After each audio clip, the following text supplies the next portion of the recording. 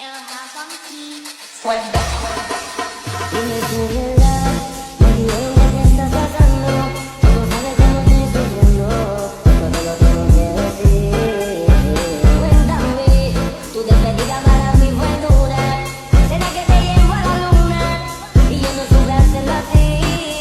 Te estaba buscando por la calle gritando. Eso me está matando. Oh no. Te estaba buscando por la calle gritando como un loco tomando. Es que yo sin ti y tú sin mí y me Assalamualaikum warahmatullahi wabarakatuh. Waalaikumsalam warahmatullahi wabarakatuh. Nah, semangat ya. Semangat. Gimana nih kabarnya semua teman-teman? Alhamdulillah baik. Alhamdulillah. Baiklah, di sini saya sangat mengucapkan terima kasih kepada teman-teman sekalian karena sudah menyempatkan waktunya untuk hadir pada kegiatan bimbingan kelompok kita pada pagi menuju siang hari ini. Namun sebelum kita memulai kegiatan bimbingan kelompok kita, langkah baiknya kita berdoa terlebih dahulu. Siapa ini yang mau memimpin doanya? Ya, silakan. Baiklah kawan-kawan, sebelum kita lakukan doa agar kegiatan bimbingan kelompok kita ini diberikan kemudahan dan lancar dalam prosesnya nanti, baiklah kita membacakan surat Al-Fatihah dalam waktu masing-masing. Berdoa mulai.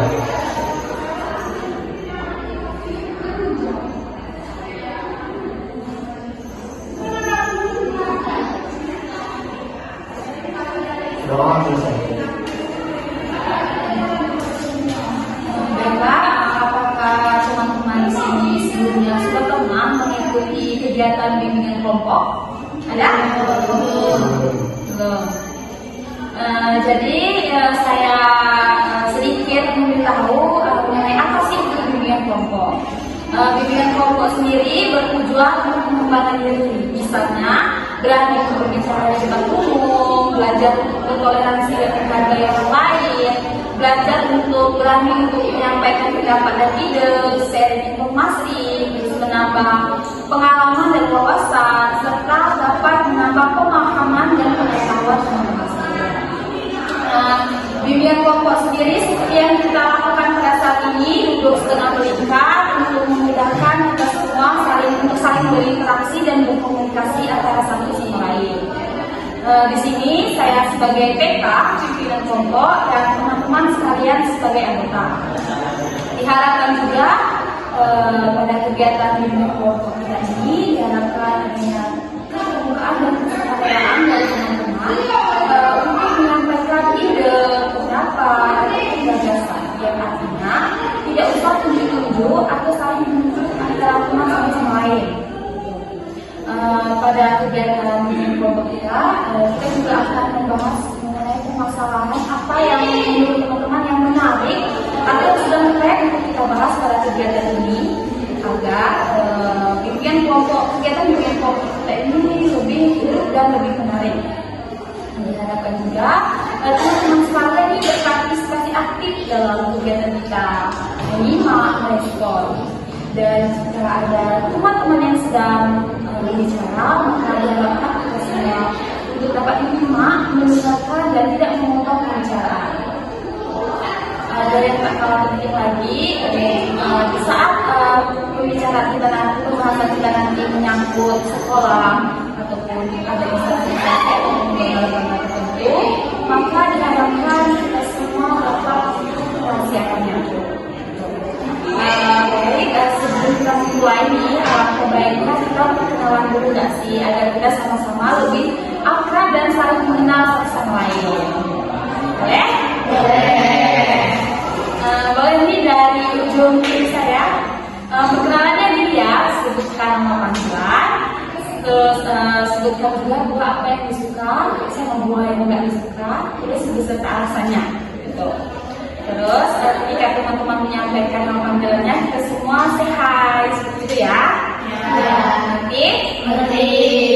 Ya, kita mulai. Perkenalkan, nama saya Edi Katriani, teman-teman bisa panggil saya Edi.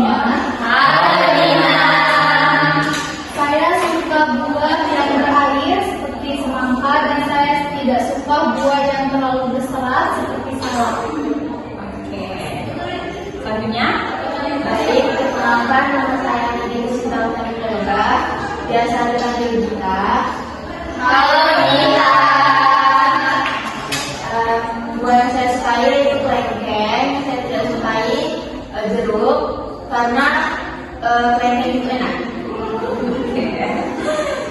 Selanjutnya, Baik, perkenalkan nama saya Nidila, biasa dipanggil Jen. halo Jen. Buah yang saya sukai mangga, yang biasa disukai buah naga. Oke. Selanjutnya, Baik, perkenalkan nama saya Nata Pamasari, biasa dipanggil Intan. Buah yang saya sukai itu durian, dan buah yang tidak saya sukai itu jeruk. Alasannya kalau durian itu enak dan kalau jeruk itu asam. selanjutnya, Baiklah, perkenalkan nama saya Cynthia Emilia, biasa dipanggil Cindy. halo Cindy. Baiklah, buah yang saya sukai itu buah mangga, dan buah yang tidak saya sukai itu buah matisa, karena buah matisa itu masam. Selanjutnya, Perkenalkan, nama saya Lila Mamena, biasa dipanggil Linda. halo Linda. Saya suka semua buah. Suka semua ya? Iya, suka semua. Oke. Selanjutnya, Perkenalkan, nama saya Bayu Hidayah, biasa dipanggil Bayu. halo Bayu. Buah yang saya sukai mangga, semangka, alpukat, durian. Yang saya suka itu alasannya karena enak dan aromanya harum. Yang tidak saya suka yaitu buah nanas dan buah mangga karena menurut saya buah itu asam. Banyak ya yang suka. Nah, baik, di sini saya lihat teman-teman udah nampak nggak fresh nih. Jadi kita es bikin dulu, setuju? Setuju. Siapa nih yang mau ngajak es bikin? Siapa? Ya? Saya. Dari Bayu? Baiklah, hubungan dari para teman-teman yang saya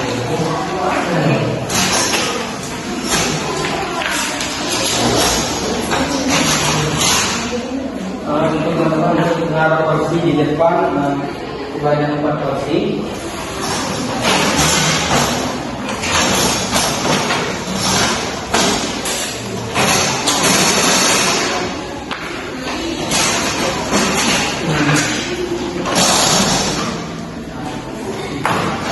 Baiklah, di sini saya akan menjelaskan sedikit mengenai sedikit yang akan kita lakukan, di mana dalam sedikit ini yang namanya kursi panas.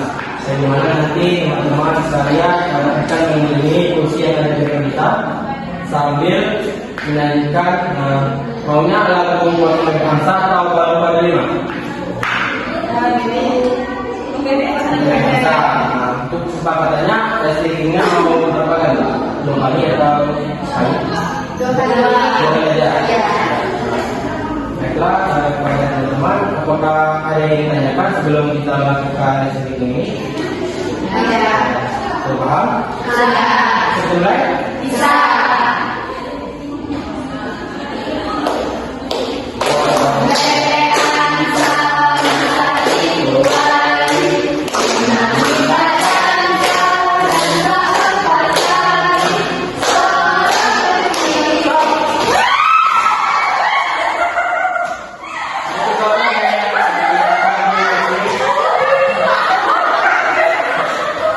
Kalau lagi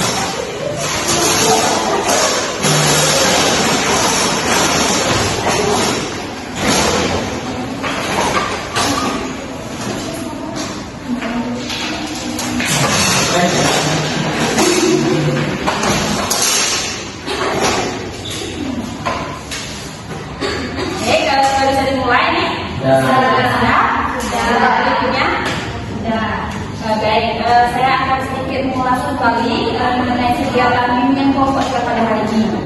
Jadi seperti yang saya bicarakan sebelumnya, kita akan membahas mengenai permasalahan yang sedang tren atau yang menarik untuk kita bahas pada kegiatan bimbingan kelompok kita pada hari ini. Jadi apakah ada dari teman-teman punya pendapat atau ide apa sih permasalahan yang akan kita bahas? Ada? Ya. Transisi. Oke, ada lagi? Ya. Penakaran teman. Saya bebas.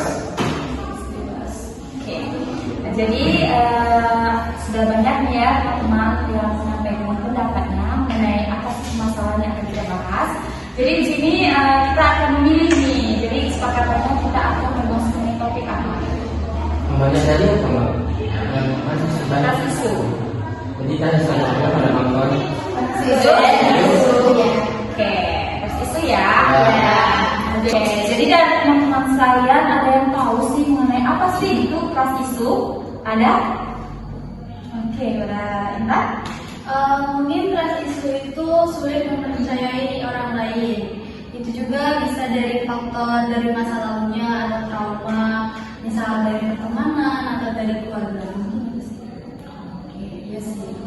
Memang bahwasanya trust issue itu adalah suatu keadaan di mana individu itu sulit percaya kembali pada orang lain, gitu ya. Ada lagi nih?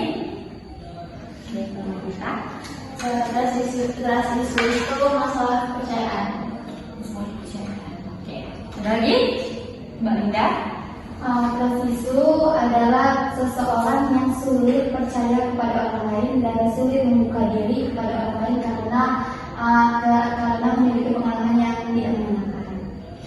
Menurut Mbak Linda, masalah yang muncul dari adanya trust issue itu apa sih? Pengalaman diri sendiri sih menurut saya. Misal pengalaman dari teman, menghadapi teman, misalnya sering dikecewakan. Jadi ada muncul trauma seperti itu. Iya. Nah, jadi memang benar apa seperti apa yang disampaikan oleh teman-teman sekalian tadi, bahwasanya trust issue itu adalah suatu keadaan di mana individu atau seseorang itu merasa kesulitan atau sulit untuk percaya pada orang lain. Hal ini juga dapat diakibatkan seperti yang Mbak Linda katakan tadi ya, karena pengalaman atau adanya muncul rasa trauma di dalam dirinya karena rasa kekecewaan. Menurut teman-teman sendiri, trust issue ini dapat memberikan dampak apa sih pada individu lain atau pada dirinya sendiri seperti itu? Sulit terbuka. Iya. Di sini ada nggak sih teman-teman yang mempunyai pengalaman pribadi mengenai trust issue? Ada yang pernah mengalami? Ada. Oh, banyak ya. Pada Mbak Jenira, silakan. Baik, saya punya pengalaman pribadi mengenai trust issue. Kemarin saya mempunyai teman dekat. Nah, saya sering berbicara tentang masalah hidup saya, masalah pribadi saya. Tahu-tahunya dia menceritakan semuanya itu kepada teman-teman yang lain. Jadi semenjak itu saya suka percaya sama dia karena dia itu belum buka dua lah. Oke, jadi teman yang Mbak Jenira itu membocorkan apa yang Mbak Jenira bicarakan kepada dia, terus dia diceritakan ke teman yang lain gitu ya. Oke, jadi memang banyak sih teman-teman yang kalau di depan kita tuh kayak waduh baik sekali, tapi kalau di belakang langsung bilang begitu ya. Oke. Ada lagi nih yang punya pengalaman punya trust issue? Ada. Kita di pojokan dulu ya. Mas Bayu? Menceritakan masalah saya tentang trust issue saya. Situ ketika saya masih ngekos di Padatkarya, kira-kira semester 2 kemarin. Di situ saya sudah mulai usaha kecil-kecilan seperti jual pulsa, token listrik dan lain-lainnya. Dan di situ saya memposting jualan saya itu di WA. Dan tiba-tiba ada mbak yang tempat saya bayar kosan itu menghubungi saya, katanya Bayu isi dulu token listrik mbak karena token listrik mbak sudah habis katanya. Saya bilang ya mbak, nanti duitnya atau uangnya Mbak antar ke kosan nanti malam, soalnya Mbak pulang kerjanya malam terus. Nah, di situ saya tunggu hari malam, diantar oleh mbaknya uangnya itu. Kemudian mbaknya lagi menghubungi lagi kepada saya, Bayu tolong isi lagi token listrik Mbak. Nah, token Mbak sudah habis. Nah, isikan 20.000 katanya. Mbak antar duitnya nanti habis Mbak pulang kerja nanti malam. Yang kedua ini saya tunggu-tunggu sudah jam berapa? Jam sekitar jam 10. Tidak ada, saya tunggu lagi sampai jam 12 nggak ada. Nah, saya pikiran di situ bahwa mbaknya ini lupa atau memang nggak mau bayar. Nah, di situ saya biarkan saja selama kira-kira 2 hari atau 3 hari. Kemudian saya memberanikan diri untuk menghubungi mbak itu kembali. Saya tanya baik-baik, Mbak, kapan mau dibayar itu hutang saya? Kata mbaknya, tunggu saya pulang kerja nanti malam, saya antar ke kosan. Ya Mbak, kata saya, tolong segera dibayar karena saldo saya sudah habis dan saya mau isi lagi untuk jualan ke selanjutnya lagi ya. Kemudian saya tunggu beberapa hari, enggak diantar juga uangnya, kira-kira sebulan lah. Nah, di situ saya meminta bantuan kepada teman kosan saya sebelah. Itu saya bilang ke teman saya, tolong hubungi mbak yang tempat biasa kita bayar kosan, tanyakan kapan mbaknya bisa bayar hutang pulsa token listrik tadi. Dan teman saya bilang kepada saya keesokan harinya, katanya kata si mbaknya uang token listrik tadi ikhlaskan saja. Itu saya merasa kaget dan kenapa sih mbak ini nggak mau bayar? Padahal cuma 20.000 karena mbak ini kan sudah bekerja kan. Kalau sudah bekerja itu pasti memiliki gaji kan. Nah, mungkin bagi mbak itu uang 20.000 itu sepele, tapi bagi saya sebagai anak kosan itu duit 20.000 itu sangat berharga karena itu kan duit untuk usaha saya. Kemudian di saat itu saya berpikiran untuk pindah ke kosan lain karena saya tidak senang dengan apa perilaku dari mbak tadi. Dan sampai kini mbak itu tidak pernah menanyakan atau mau misalnya mau bayar hutang, sampai sekarang tidak berkomunikasi lagi. Oke, jadi sebelum kita membahas cerita dari Mas Bayu sendiri, kita sama-sama kasih hapus dulu nih kepada Mas Bayu karena dia masih mahasiswa tapi dia sudah punya pekerjaan sampingan. Kasih hapus dulu. Oke, dari cerita Mas Bayu tadi sebenarnya intinya tuh Mas Bayu itu bukan mempermasalahkan masalah nominal duitnya itu ya, tapi lebih ke gimana cara Mbak itu menghargai Mas Bayu yang masih usaha kecil-kecilan seperti itu, padahal dia sudah punya pekerjaan tapi dia enggan untuk membayar token listrik itu gitu ya. Jadi hal itulah yang menyebabkan Mas Bayu sulit untuk percaya lagi kepada dia, yang menyebabkan Mas Bayu lebih baik pindah saja dari sana, lebih baik menghindari seperti itu ya Mas. Oke, jadi ada lagi nih dari teman-teman yang punya pengalaman masalah atas isu. Ada? Ada. Oke, Mbak Linda.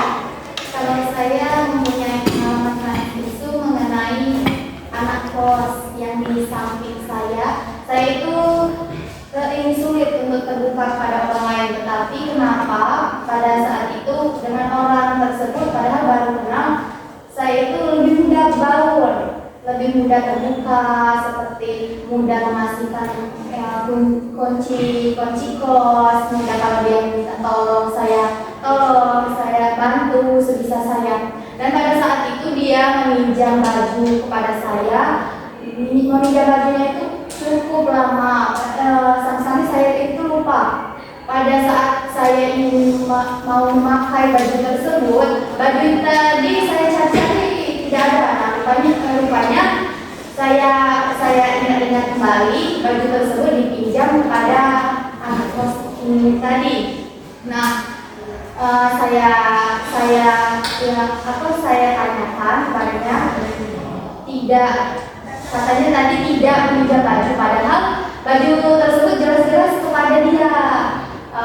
Sesudah itu ada yang mengasih tahu kepada saya bahwa baju tersebut sudah dibawanya balik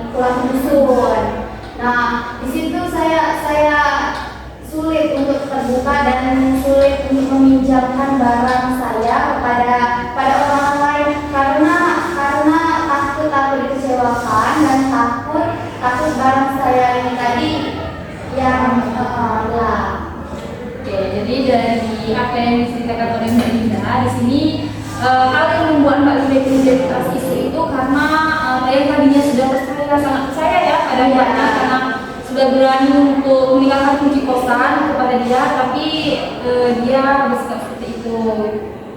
Sebenarnya itu bukan masalah bajunya ya Mbak, tapi lebih ke gimana caranya Mbak itu beretikat baik dong untuk membalikkan baju yang sudah dipinjam. Ya. Oke, bisa ada lagi nih kemudian masalah trust issue. Mungkin ini lebih ke pasangan ya Mbak ya. Karena kan memang umur segini kan memang awam ya sama pacaran gitu kan. Nah, saya ini termasuk orang yang sulit percaya terhadap seseorang. Tapi kalau saya sudah percaya, apapun saya ceritakan terhadap orang ini.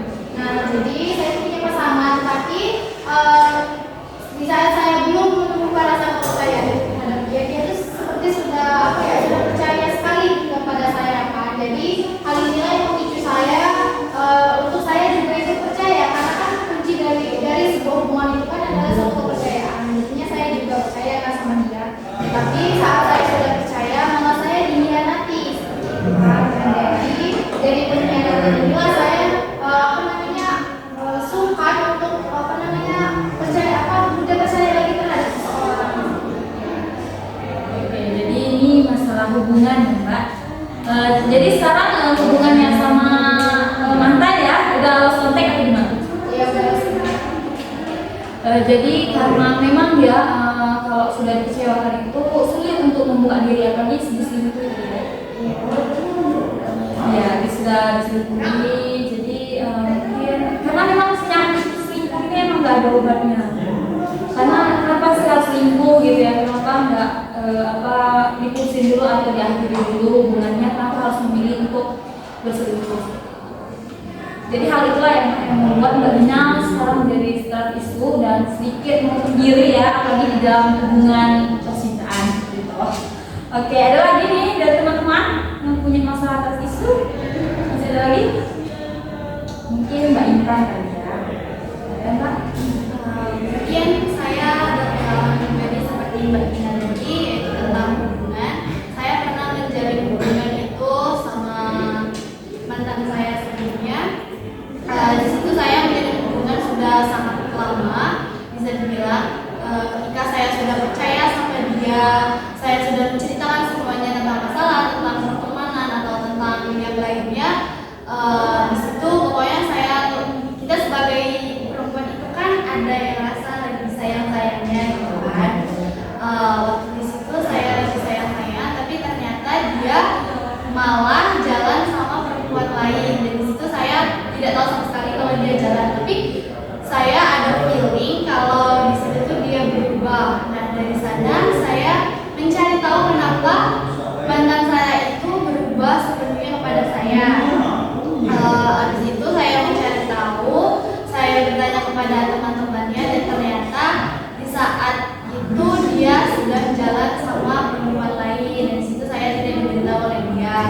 Dan juga di situ ada sepupunya, dan sepupunya juga itu menyuruh mantan saya itu untuk memutuskan hubungan kepada saya, karena sepupunya tidak suka sama saya. Dan di situ saya tidak tahu kenapa sepupunya tidak suka sama saya, padahal belum pernah sama sekali ketemu. Dari situ saya memberikan dia kesempatan, dia mau berubah atau tidak, tapi ternyata dia malah mengulangi lagi kesalahan yang kemarin. Jadi di situ saya memutuskan hubungan sama sekali sama dia, dan sampai sekarang saya sudah tidak hubungan apapun dengan dia. Mulai dari sana juga saya tidak percaya lagi sama orang lain yang untuk mendekat kepada saya tidak membuka hati. Jadi sama seperti yang Mbak Indah tadi ya, sama-sama masalah percintaan. Karena memang kalau misalnya kita membahas masalah percintaan itu memang agak sedikit gimana gitu ya, agak sedikit sensitif. Jadi Mbak Indah sendiri sekarang sudah tidak berhubungan lagi sama tidak. Tapi sekarang sebagai pasangan atau sudah masih jomblo nih? Sudah ada, sudah. Jadi belajar dari pengalaman sebelumnya ya Mbak. Oke. Ada lagi nih yang punya masalah isu? Ada? Kayaknya Mbak Gita ya, dari tadi dulu. Ayo Pak. Baik, saya sedikit menceritakan tentang trust issue saya. Saya pernah menjalin hubungan dengan seorang, dimana waktu itu saya sudah percaya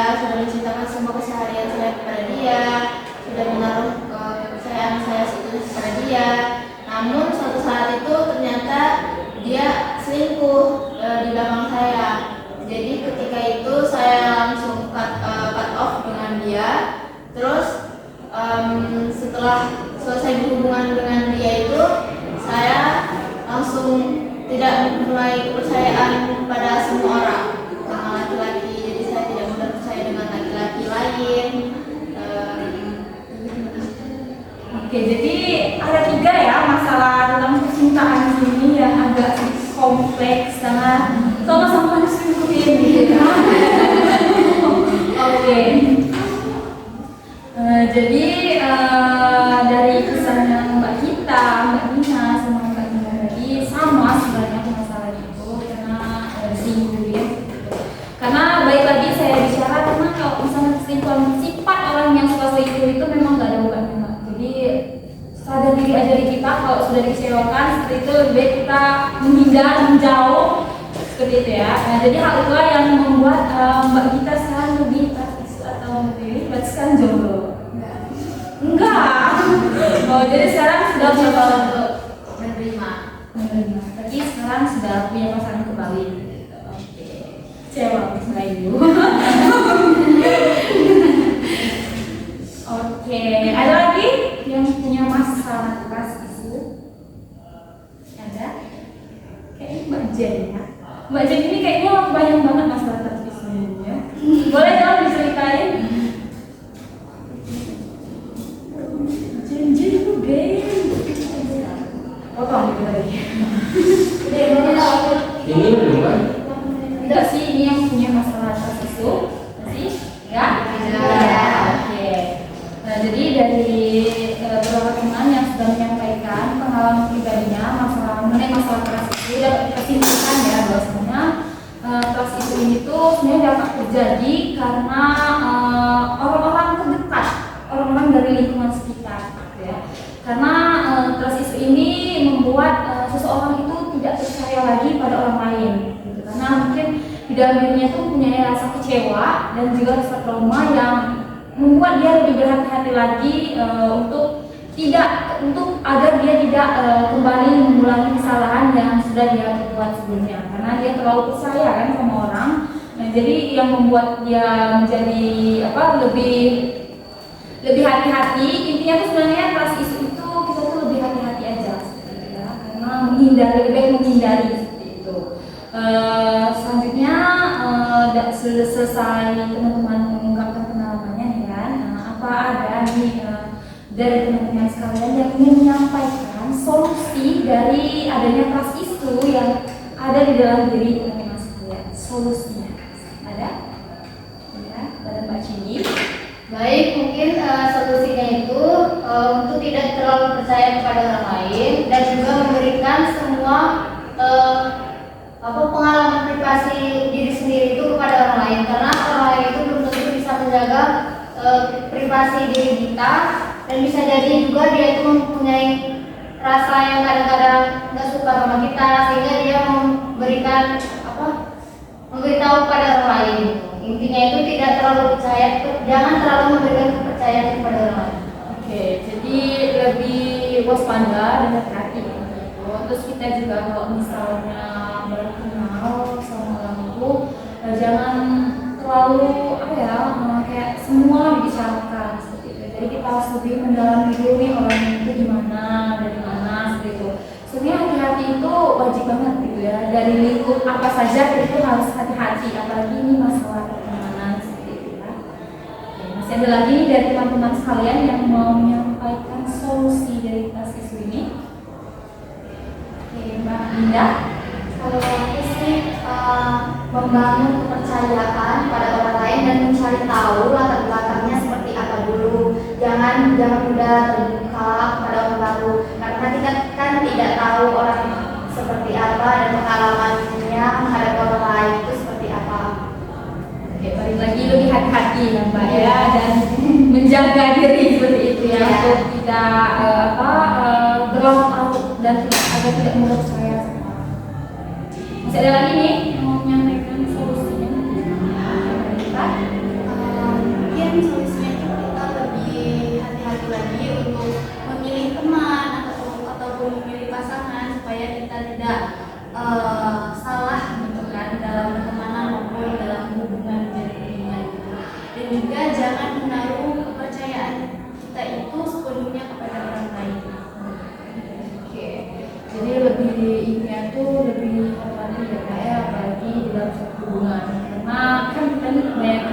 baper duluan gitu ya, apalagi kalau misalnya cintaan gitu ya, apa diratukannya sedikit, di ekornya itu lebih sedikit kita sudah baper seperti itu ya, padahal kan baru kenal gitu kan.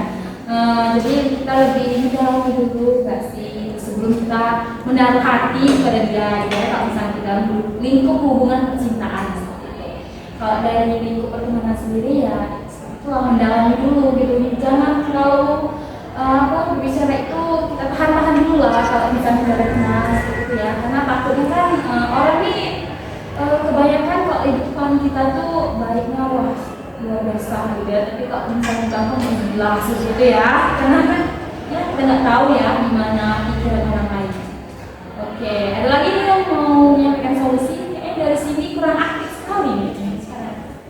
Kepada yang di Adina? Mungkin kalau saya itu sebelum kita naruh kepercayaan diri kepada seseorang, kita itu harus tahu dulu latar belakang orang tersebut, gitu kan. Terus kayak lebih sering nanya-nanya ke teman-teman yang kenal ke dia, kalau dia itu gimana orangnya gitu kan. Terus juga lebih pilih-pilih gitu ya dalam sebuah baik itu pertemanan ataupun percintaan gitu ya. Kalau saya sih Kayak lebih pilih-pilih lagi ya, karena sebenarnya pilih-pilih itu bukan berarti kita membedakan yang ini cantik terus kita mau berteman ada hubungan, terus sedangkan yang ini jelek dan kita nggak mau berteman sama dia. Sebenarnya pilih-pilih itu bukan seperti itu. Pilih-pilihnya itu mungkin dalam artian kalau kita kan kita berkenal sama orang gitu, otomatis dia akan belum dong menunjukkan watak ataupun sifat aslinya gitu kan. Kita dalam terlebih dahulu seperti itu, baru kita bisa nih memilih, oh dia ini sebenarnya baik, oh dia ini nggak baik untuk kita berteman sama dia. Jadi lebih pilih-pilih itu sebenarnya wajar-wajar aja, boleh. Oke. Masih ada lagi? Ya, oke. Jadi dari kegiatan kita pada hari ini ada nggak sih dari teman-teman sekalian yang bisa menyimpulkan? Kan kita tadi sudah sama-sama mengetahui apa sih trust issue, kita sudah juga berbagi pengalaman kita masing-masing mengenai trust issue, terus juga ada menyampaikan dari teman sekalian mengenai solusinya.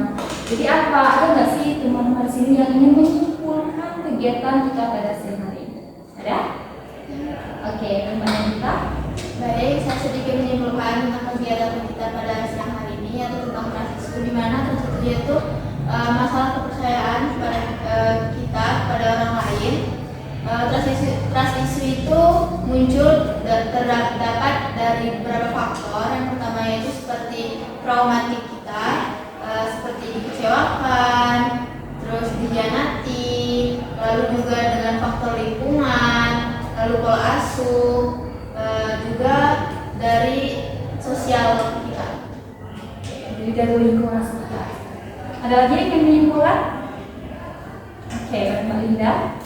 Sedikit menyimpulkan dan trust issue adalah seseorang yang sulit percaya dan sulit membangun kepercayaan pada orang lain karena sudah memiliki pengalaman yang tidak menyenangkan. Ada beberapa juga cara tadi seperti cari dulu orang itu seperti apa. Oke, saya sedikit menambahkan kesimpulannya ya. Benar dari apa yang diucapkan oleh Mbak Nafita dan juga Mbak Linda tadi, bahwasanya trust issue ini adalah keadaan di mana seseorang ataupun individu merasa sulit untuk adanya sifat kepercayaan lagi di dalam dirinya, karena mungkin dari faktor lingkungan itu tidak mendukung, karena mungkin dia sudah dikecewakan, mempunyai timbulnya rasa trauma di dalam dirinya sehingga dia lebih baik menutup diri aja gitu ya, lebih membatasi diri agar kekecewaan yang terjadi pada dirinya sebelumnya itu tidak terjadi lagi. Jadi dia itu lebih berhati-hati. Oke, dari kegiatan kita ini ada nggak sih yang ingin menyampaikan pesan dan kesannya pada kegiatan bimbingan kelompok kita pada siang hari? Ada? Oke, ingat?